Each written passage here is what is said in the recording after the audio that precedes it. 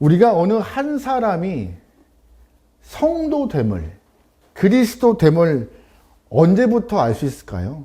언제 우리가 그 사람을 성도라 부를 수 있고 그리스도인이라 부를 수 있을까요? 그냥 교회에 나오면 다 성도입니다, 교회에 등록카드 쓰면 다 그리스도인입니다라고 말할 수 있을까요? 사실 여기에는 조금 조심해야 될 부분이 있지만, 개인적으로 성경 안에서 성도라 함은 교회를 출석한 사람이 아닙니다. 그리스도인이라 함은 교회 등록카드를 쓴 사람이 아닙니다. 성도와 그리스도의 명확한 삶은 구원받은 때부터 시작인 것입니다. 내가 예수를 내가 예수를 나의 구주로 고백하고 하나님을 왕으로 고백하는 순간부터 그를 성도라 하고 그리스도인이라 하는 것이에요. 중요한 것은 구원받은 사람들의 가장 큰 특징은 내적으로 나는 구원받았어라는 확신이 있어요. 그 확신 때문에 믿음이 생기는 것이고, 확신 때문에 건강한 믿음으로 신앙생활을 쭉 해가는 것입니다. 여러분, 구원의 확신 없이 믿음으로 잘 살아보겠다 가능할까요? 못해요. 여러분, 구원의 확신 없이 온갖 세상 유혹들 다 이겨보겠다라는 말 가능할까요? 불가능합니다. 구원의 확신이 있을 때 믿음으로 살아보겠다라고 하는 것이고, 구원의 확신이 있을 때 신앙 안에서 승리해보겠다라고 하는 것입니다. 무엇 때문에? 구원의 확신 때문에요. 그래서 여러분, 성도는요, 하나님이 지금 우리와 함께 하시고 살아계심을 믿는 자들이고, 성도는요, 그 하나님의 사랑을 확신하여서 하나님과 함께하고 싶은 사람이고, 성도는요, 하나님 앞에 갔을 때 나의 죄된 모습이 너무 부끄러워서 몸둘 바를 모르는 사람이고, 성도는요, 나를 위하여서 십자가 지신 예수의 그 보혈을 믿는 영혼이고, 그의 부활을 또한 믿는 영혼이 성도인 것입니다. 여러분, 성도는 공부해야 되는 것이 아니에요. 성도는요, 어떤 과정을 이수해야 되는 것이 아닙니다. 성도는 믿음으로 되는 것입니다. 여기 함께하는 모든 교회 성도님들은 믿음 안에서 성도라 불림받고 믿음 안에서 그리스도인이라 칭함받길 소망합니다. 그게 하나님 원하시는 모습이십니다. 여러분, 사도 요한이 살던 1세기 당시의 그리스도인들에게 당신 구원받았어? 당신 성도야? 그리스도인이야? 라고 물어보면 어떻게 답했을까요? 글쎄, 아마도 내가 아닌가? 긴가민가? 이렇게 답을 했을까요? 아닙니다. 정확히 답을 했을 거예요. 왠지 아세요? 박해의 시대, 고난의 시대, 믿음을 지켜서 그때의 시간들을 통과하는 사람들은 어설피 믿음을 가져서는 그 고난의 때를 못 견딥니다. 구원의 확신과 온전한 믿음으로 건강한 믿음을 갖고 있을 때 나는 신앙인이야, 나는 그리스도인이야, 나는 성도야라는 고백과 함께 그 어려운 시대를 넘어갈 수 있는 것이에요. 우리의 시대 또한 쉽지 않은 시대입니다. 우리의 삶 또한 녹록한 상황은 아닌 거예요. 그래서 우리가 해야 될 것은 믿음으로 무장하여서 성도답게, 그리스도인답게 매일매일 살아갈 수 있는 여러분의 삶 되길 소망합니다. 오늘 본문은요, 사도 요한이 반복되는 말을 많이 써요. 바로 알다예요. 알대요. 알고 있대요. 뭘 알아요? 네가 진짜 성도인지 알 수 있대요. 네 모습 보고 네가 구원받은 자인지 알 수 있대요. 너의 삶을 보고 네가 그리스도인인지 알 수 있대요. 자꾸 알 수 있다고 말하고 있습니다. 외적 증거가 있대요. 다른 사람들이 보기에 너 진짜 그리스도인이구나, 예수 믿는구나 라는 그런 모습을 찾을 수 있다라고 오늘 본문에서 요한은 말하고 있습니다. 거기에 우리가 얼마나 합당한지인지 오늘 그 얘기를 좀 파악해보면 좋을 것 같아요. 사실 우리가 성도라고 막 신앙생활하고 그리스도인이라 막 생활하는데 마태복음 7장 보면은요, 좀 무서운 말이 있어요. 우리가 아무리 애쓰고 있고 노력하고 있고 나름 신앙생활 한다고 자부하고 있는데 다른 평가가 주어질 때가 있더라고요. 우리 마태복음 7장 말씀인데요, 같이 읽어보겠습니다. 시작. 그날에 많은 사람이 나더러 이르되 주여 주여 우리가 주의 이름으로 선지자 노릇하며 주의 이름으로 귀신을 쫓아내며 주의 이름으로 많은 권능을 행하지 아니하였나이까 하리니 그때 내가 그들에게 밝히 말하되 내가 너희를 도무지 알지 못하니 불법을 행하는 자들아 내게서 떠나가라 하니라. 아멘. 무슨 말이에요? 어떤 사람들이 나 예수님 알아, 잘 알아. 친해. 굉장히 친해. 그래서 예배도 잘 드리고 직분도 받았고 신앙생활 잘했다는 사람 칭찬 많이 받았어. 근데 막상 예수님 평가할 때 난 모르는데? 라는 말을 들을 수 있다는 것입니다. 무서운 말이에요. 나는 한다고 했는데 예수님은 몰라 라고 하는 평가를 받으면 참 우리도 황당하고 억울할 것이에요. 여러분, 이건 좀 전에 있는 이야기인데 여러분 한 번쯤은 들어보셨을 것 같긴 한데 현신혜라는 권사님 아세요? 현신혜? 여의도 순복음교회 권사님이신데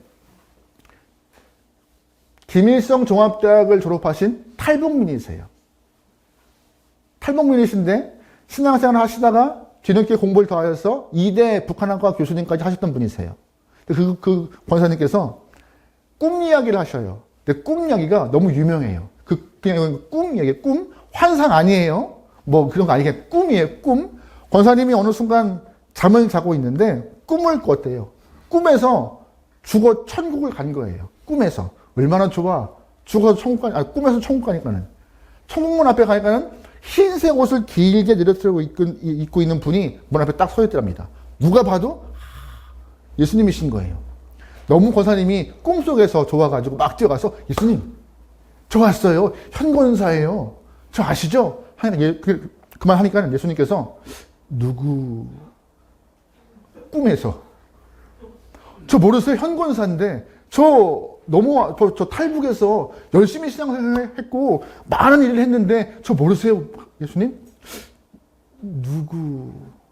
너무 황당하더래요. 너무 황당하더래요.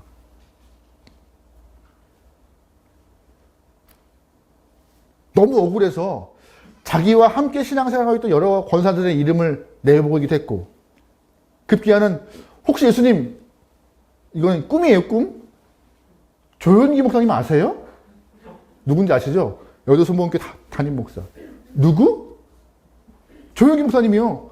모르는데? 라는 말을 꿈에서 들었대요. 막 황당한 거예요.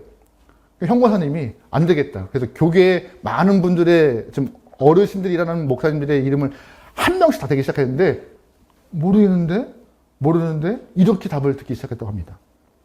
너무나 황당해서 마지막에 혹시 그러면 한기영직 목사님이라고 아세요? 아, 내가 그 사람은 알아. 꿈에서 여러분 꿈이에요. 꿈 이야기. 뭐 환상 본 거 아니에요. 거기에 뭐 의미를 부여하지 마세요. 이게 꿈이에요. 꿈. 꿈에서 딱 깨니까 너무 정신이 바짝 들더래요. 형 권사님께서.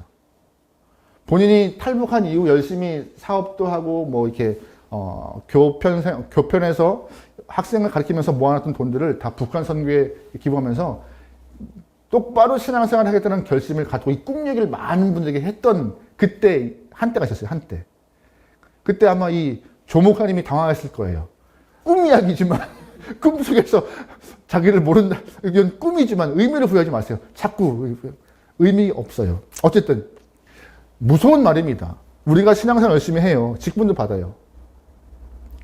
집사를 받고 권사를 받고 장로를 받고 목사의 직분을 받습니다. 근데 막상 날이 되어서 부르심을 받고 천국문 앞에서 누구 하는 순간 우리는 그동안 헛수고하는 겁니다. 차라리 놀다가 그랬으면 들어볼 하지. 그죠? 여러분 그런 일이 없기를 소망합니다. 그런데 이 현세에서 이 현세의 삶에서 현장의 우리 삶에서 우리가 구원받은 자인가 하나님의 영혼인가 그리스도인인가 성도인가를 구분할 수 있는 아는 방법이 있다고 말하고 있는 것이에요. 오늘 본문에서. 그걸 좀 알아보면 좋을 것 같아요. 어떻게 그걸 알 수 있는가? 내가 아무리 교회 생활을 해도 신앙생활을 해도 누구라는 말 들으면은 그거 안 듣게 해요. 첫 번째 무엇이냐? 바로 죄사함의 은혜가 확실하면은 나 죄사함 받았어 용서받았어라는 마음을 확실히 갖고 있으면 그 영혼은 구원받은 자이고 그 영혼은 하나님을 아는 자이고 그 영혼은 성도라 하고 그 영혼은 하나님과 사귐이 있는 자라고 평가하는 것입니다. 뭐가 있는 자요? 죄사함의 확신이 있는 자요. 우리 1절 말씀 보겠습니다. 1절이에요. 시작. 나의 자녀들아 내가 이것을 너희에게 쓰면 너희로 죄를 범하지 않게 하려 함이라. 만일 누가 죄를 범하여도 아버지 앞에서 우리에게 대언자가 있으니 곧 의로우신 예수 그리스도시라. 아멘. 잘 보시면 사도 요한이 이 요한 1서의 편지를 쓴 이유가 기록되어 있습니다. 요한 1서를 쓴 이유가 뭐예요? 이것을 쓰면 죄를 범하지 않고자. 너 죄 안 짓기 위해서 이걸 쓴 거야. 라고 한 겁니다. 여러분, 죄가 뭐예요? 죄. 죄는요, 헬라어 이 성경 안에 있는 표현으로 죄는 관역을 벗어난 것입니다. 하나님은 우리에게 다 각 사람에게 관역을 다 주셔서 관역을. 너의 인생은 이 관역을 향해서 가야 돼. 곧장 가야 돼. 여기 벗어나면 다 죄야. 성경 안에서 우리에게 허락된 관역이 있습니다. 거기를 벗어나지 않게 원하시는 것이 하나님의 마음이고 예수의 뜻이에요. 그런데 자꾸 우리가 바쁘다는 핑계로 이 관역과는 다른 삶을 살아가요. 곧장 가지 않고 자꾸 다른 곳을 향하여 가고 다른 곳을 찌르고 있습니다. 그게 뭐라고요? 죄라는 것이에요. 죄. 근데 오늘 요한은 그 관역을 벗어나지 않기 위하여서 이거 쓴 거야. 관역에 딱 맞추는 것이 우리의 인생이야 라고 말하고 있는 것이에요.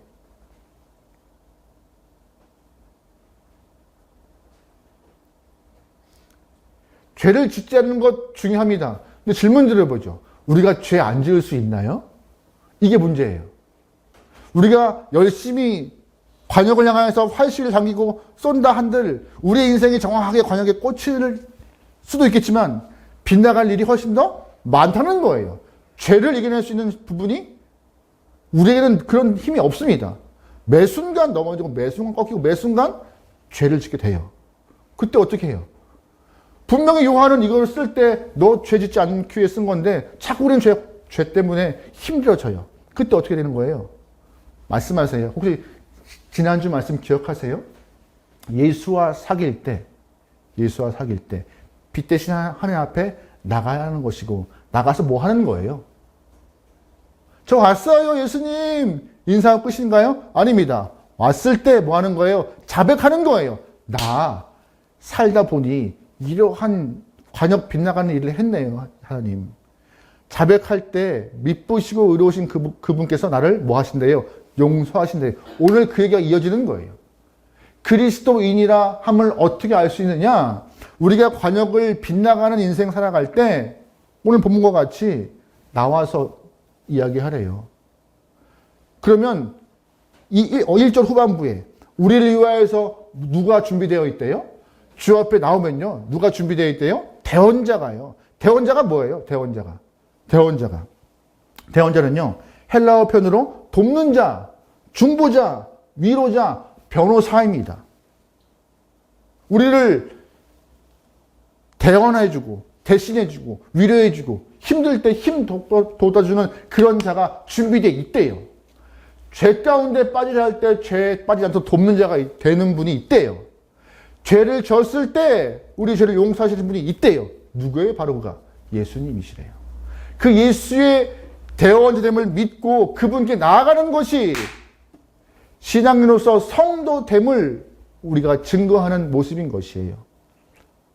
잘못할 수 있습니다. 하지만 다른 상황, 다른 사람, 다른 것에 가서 내 마음 위로받고자 하지 않고 용서받고자 하지 않고 오직 누구에게만? 예수님에게만 가는 그 상황들, 예수 앞에 서라는 상황들, 그게 바로 성도로서 그리스도인답게 쓰는 것이고 성도답게 신앙생활 하는 것입니다. 그게 우리에게 필요한 것이에요.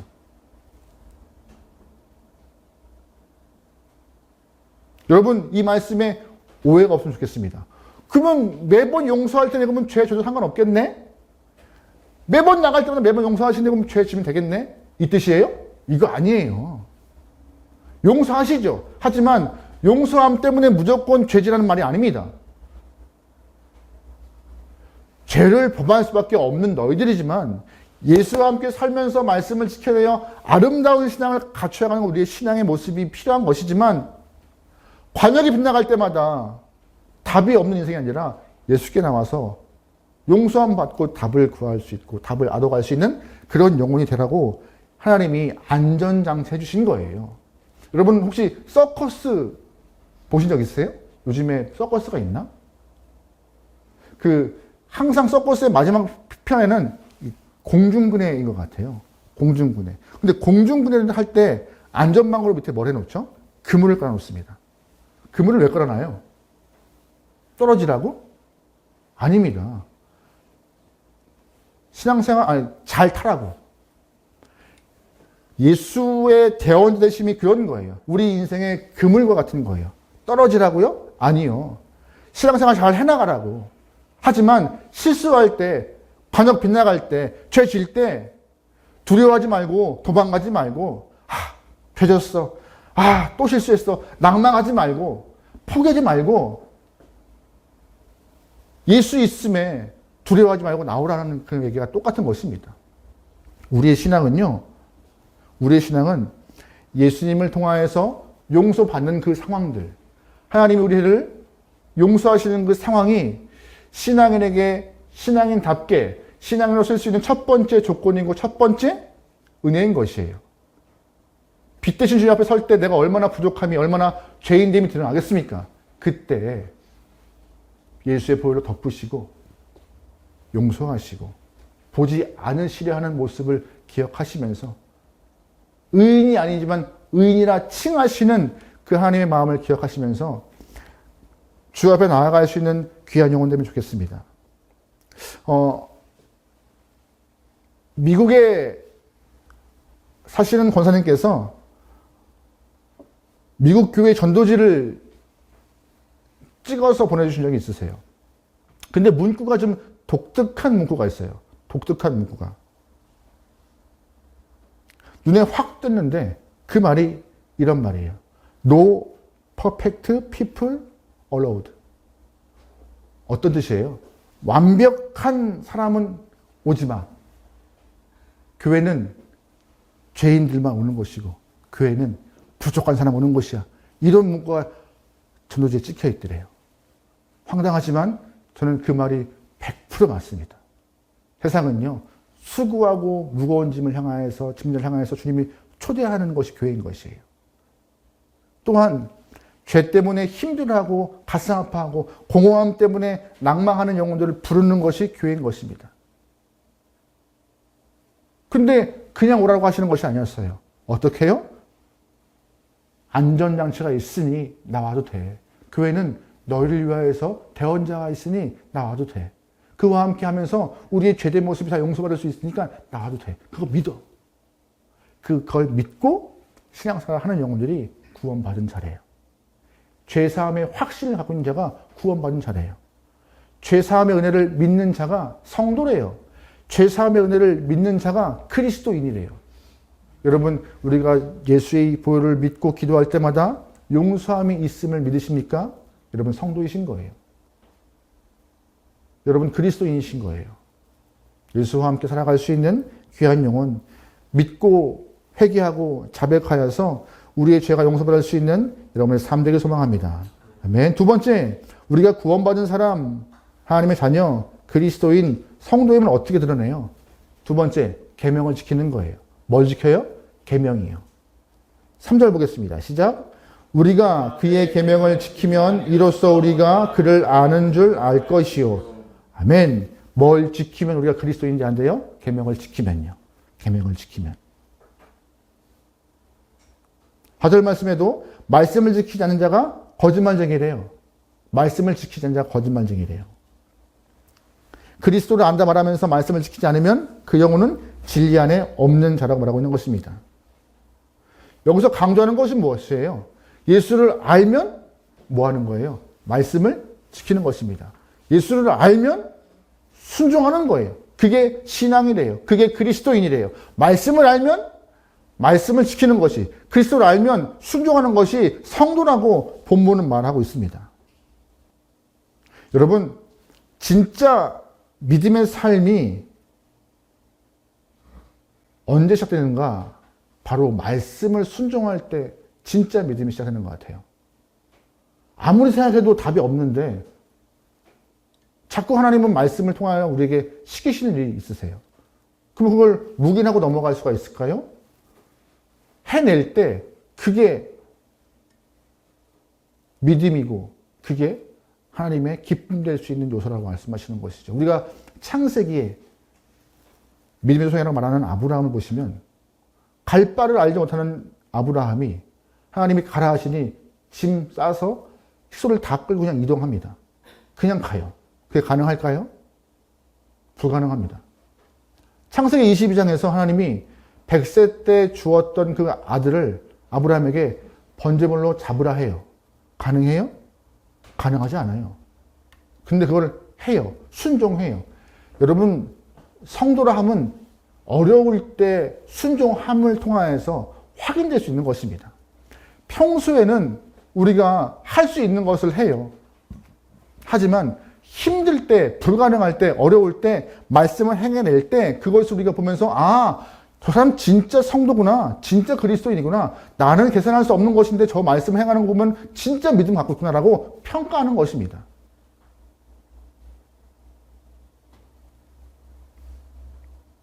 여러분, 순종이 뭡니까? 순종은요, 대답 아니에요. 삶이에요.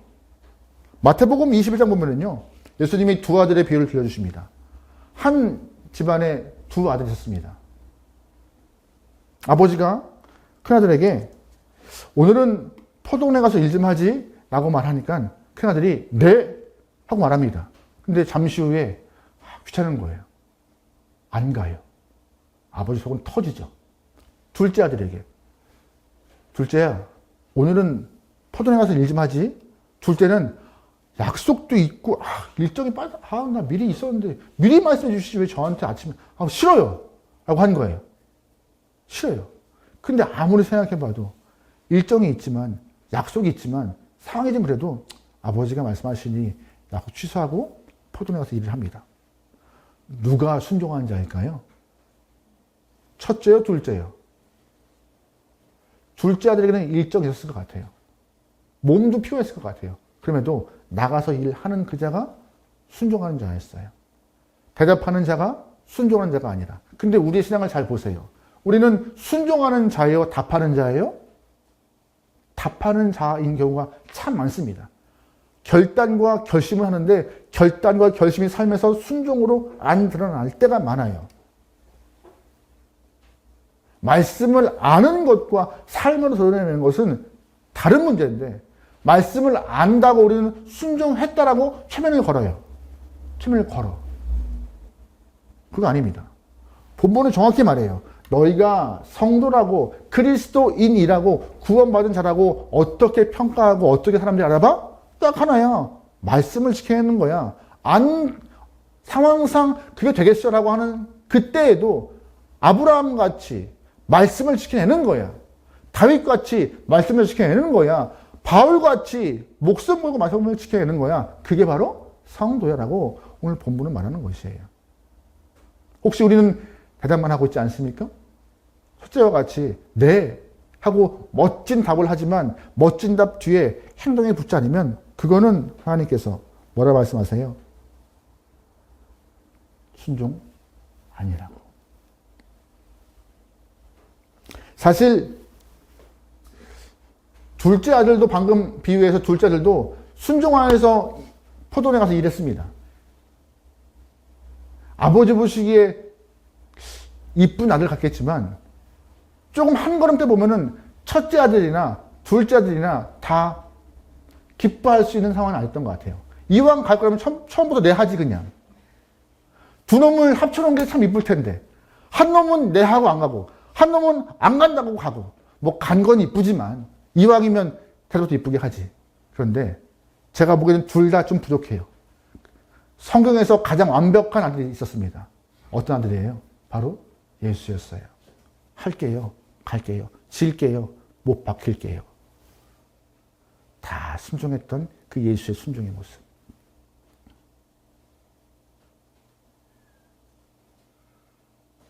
여러분의 삶에 순종을 통하여서 내가 그리스도인임을 증명할 수 있는 담대함이 있기를 소망합니다. 신앙인들이 왜 욕먹는지 아세요? 말만 하니까. 말만 하니까. 신앙인들이 말을 참 잘하는 것 같아요. 의도하지 않게 앞에 쓴 일이 많고 의도하지 않게 말을 많이 할 수밖에 없는 이 구조이다 보니 말하는 훈련이 참 잘 돼 있어요. 근데 그거와는 별개로 삶으로 살아내는 순종의 훈련이 참 어려운 것 같아요. 근데 말씀하십니다. 순종해야 한다. 그것이 네가 그리스도인임을 알게 하는 친구들하고. 세 번째, 네가 성도임을, 우리가 성도임을, 우리가 그리스도인임을, 우리가 구원받은 사람임을 어떻게 증명합니까? 바로 하나님을 사랑할 때 누굴 사랑할 때? 하나님 사랑할 때 바로 구원받은 자, 성도, 그리스도인이라 증명할 수 있는 것이래요. 우리 5절 말씀 다 같이 읽어보겠습니다. 시작! 누구든지 그의 말씀을 지키는 자는 하나님의 사랑이 참으로 그 속에서 온전하게 되었나니 이로써 우리가 그 안에 있는 줄을 아노라. 아멘. 말씀을 지키면 그 사랑이 완성된대요. 누구에 대한 사랑이요? 하나님을 향한 사랑이 완성되고 있는 것이래 말하고 있는 것입니다. 말씀을 지킬 때 하나님을 향한 믿음이, 그에 대한 사랑이 완성이시라고 하고. 요한복음 27장 보면은 예수님은 3번이나 본인을 부인했던 베드로 찾아가세요. 하실 말씀 많겠죠. 야, 네가 어떻게 나한테 이럴 수가 있어? 내가 너를 어떻게 신뢰했는데 나를 어떻게 3번이나 부인할 수 있니? 막 따지고 싶은 마음이 강하셨을 것 같아요. 아닐 수도 있습니다. 하지만 안 하셨어요. 뭐라고 하셨어요? 딱 한마디 했어요. 나 사랑하니? 다른 거 안 물어버렸어요. 가타부터 안 물었어요. 왜 그랬어? 내가 얼마나 화나는지 알아? 이런 거 안 물어봤어요. 딱 하나 했어요. 나 사랑하니? 이거 하나. 왜? 사랑하면 다 이해되니까. 사랑하면 다 용서할 수 있으니까. 사랑하면 더 나은 것들 해낼 수 있으니까는요. 사실 아까 했던 이야기들 좀 전에 죄를 짓지 않고 말씀대로 행하는 것, 순종하는 것 맞는 이야기고 귀한 말씀이지만 참 부담스러운 말씀인 것도 사실입니다.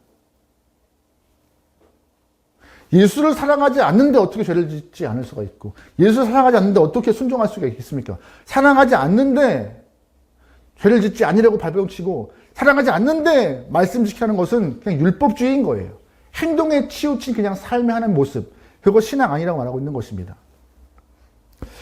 제자도의 본질이라는 책을 썼던 폴로이드 맥클랭이라는 자가 이러한 글을 썼던 적이 있어요. 맥클랭은 YWMA 국제 예수전도단 초창기 사역자였는데 그는 보수적인 교회에서 성장했대요. 아주 보수적인 교회에서. 엄격한 신앙생활이 있는 교회에서 전통적인 모습으로 커나갔는데 복음이 아니라 종교생활에 아주 심취해 있던 교회라고 합니다. 좀 이 말씀을 드려볼게요. 복음이 아니라 종교생활에 심취해 있다는 것. 무슨 말이냐? 무서웠을 만큼. 교회에 모이는 횟수는 참 많았습니다. 그런데 전혀 기쁘지 않았습니다. 예배 때 찬송가를 불러도 분위기는 늘 가라앉았습니다. 겉으로는 거룩한데 사랑은 없었고 얼마나 엄숙했는가, 그것이 예배의 기준이었습니다. 그러다 보니 예배 때 가장 은혜로운 시간은 예배가 끝나는 시간이었습니다. 사람들이 가장 편하게 생각했던 시간은 예배당을 나가는 시간이었습니다. 사랑이 없는 신앙생활은 이럴 수밖에 없어요. 종교생활을 할 수밖에 없는 것이죠. 말씀을 지키는 것이 아니라 말씀을 지켜도 의미를 모른 채 피곤함이 있는 것입니다. 이걸 왜 해야 되는지 모르겠지만 몸에 밴 습관과 같이.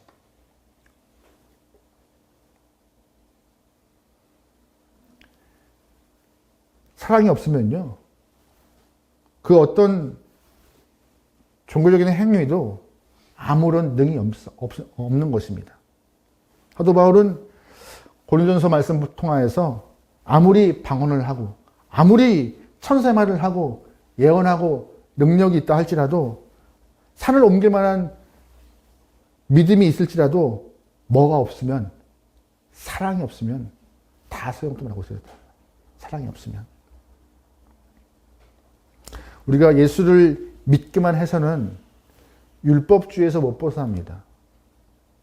예수를 사랑해야 말씀을 지키는 원동력이 되는 것이고, 예수를 사랑해야 더 사귀고 싶어하는 것이고, 예수를 사랑해야 더 가까이 있고 싶어하는 것입니다. 뭐 해야? 예수님을 사랑해야. 사랑하는데 더 죄를 짓고 싶겠습니까? 사랑하면 그 사람 좋아하는 거 하고 싶어하는 거예요. 혹시 여기서 데이트 하시는 분들 계실 수 있으실 텐데, 연애하시는 분들 잘 보세요. 아니면 한때 소시적인 연애를 하셨던 분들. 데이트하면은요, 상대방이 싫어하는 것 안 하려고 합니다. 아닌가? 그죠? 끄덕끄덕거리시는 분은 경험이 있는 거예요. 상대방이 좋아하는 걸 하려고 해요. 사랑하면. 사랑하면 내가 하고 싶은 것보다 상대방에게 관심이 더 많아서 그 사람의 마음을 더 흡족하기 위해서 애씁니다. 똑같은 거예요. 예수를 사랑하면 예수님의 마음에 더 들기 위해서 예수님이 원하시는 것들을 행하는 것입니다. 사랑하면 말씀대로 살 수 있어요. 왜? 예수의 뜻이 그 안에 있으니까. 사랑하면 하나님의 뜻대로 살 수 있습니다. 왜요? 하나님의 마음이 거기 있으니까요. 사랑하지 않고 자꾸 종교 생활을 하다 보니 우리의 신앙 생활이 힘들어지고 사람들을 보기에도 겉으로만 보여지는 능력 없는 신앙인의 모습으로 우리의 신앙인들이 보여지고 있는 것이 아닌가.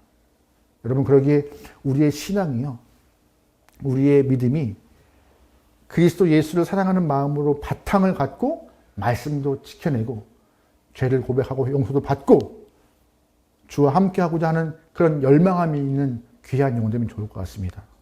오늘 본문 우리에게 말하고 있습니다. 분명하게 하나님이 우리를 사랑하여서 예수라는 안전장치 대언자 주었다라고요. 그분을 향하여 항상 나와 우리의 삶을 고백하고 자백하여 용서받는 은혜가 확실히 있게 소망합니다. 또한 우리에게 말씀을 순종할 만한 힘을 주셨어요.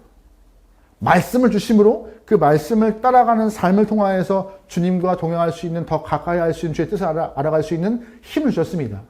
말씀을 가까이 하시고 입이 아니라 손과 발로, 삶으로 순종해낼 수 있는 귀한 영혼 되겠으면 좋겠습니다. 또 하나 마지막으로 죄도 고백하고 말씀도 순종하지만 그 밑에 뭐가 깔려 있어야 돼요?